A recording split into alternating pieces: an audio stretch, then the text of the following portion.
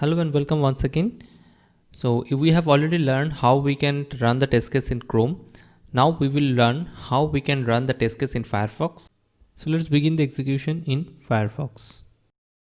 As we were going to move to Firefox, we are going to make the Firefox running with the Protractor. So we will write the Firefox and we will start the same way as we used to start the Protractor test cases.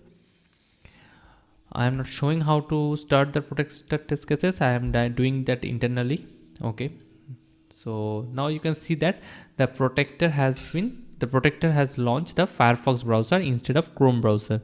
So once you have done the change in the configuration file, you will understand that it will run on the Firefox browser because we have written the configuration browser is Firefox.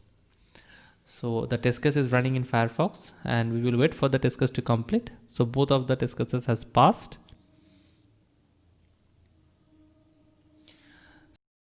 We're able to run in Firefox. Now if we already ran in Firefox, now we will be running in Chrome and Firefox both. The same test case we will running in both the browsers, which is also called a cross browser testing. And for that we will write their multi capabilities. The capabilities will be changed to multi capabilities. We will give the bracket, commas, and also we will add another line, that is browser name. From in that line we will write the browser name as Chrome. So nothing different. It is just capabilities for running in one test case, one browser, and multi capabilities in different type of browser, and all the execution will be the same WebDriver start will be same. So we have already started the WebDriver and see that both the Chrome and the Firefox are running at the same time.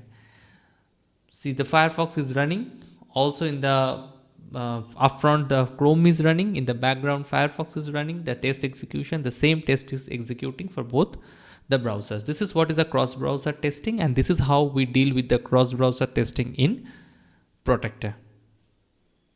We will wait for the execution. The execution has finished properly. So this is how we are dealing with the cross browser testing in Protractor. We are done for today's session and we will come back with another new topic in the next session. Bye bye for today and keep practicing the Protractor test cases.